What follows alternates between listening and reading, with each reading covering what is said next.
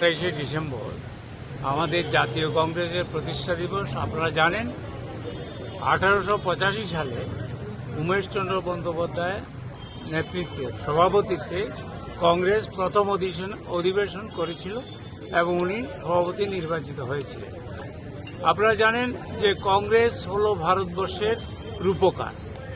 কংগ্রেস আজকে ভারতবর্ষকে বিশ্বের দরবারে একটা উন্নত একটা রাষ্ট্র হিসেবে প্রতিনিধিত্ব করেছে। কিন্তু আমরা দুঃখের সঙ্গে বলব যে আজকে যে সরকার চলছে দিল্লিতে, সব দিকে অবনতি হচ্ছে। কংগ্রেস একমাত্র দল যারা ভারতবর্ষকে পুনরায় ঘুরিয়ে ডেভেলপমেন্ট করতে পারে। এটা আমি আপনাদের সামনে বলছি।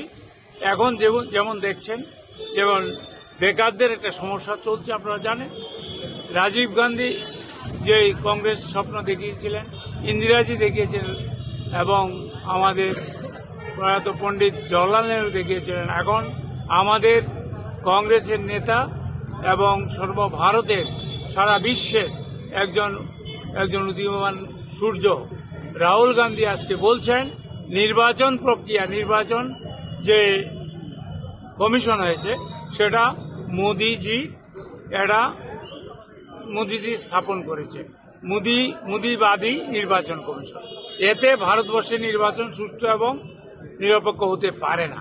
আমরা বলবো যে নিরপেক্ষ নির্বাচন করতে গেলে রাহুলজির এবং খার্গেজির আদর্শে অনুপ্রাণিত হয়ে আমরা ভারতবর্ষে নতুনভাবে শুরু করতে হবে, নির্বাচন কমিশনকেও নতুনভাবে গঠন করতে হবে।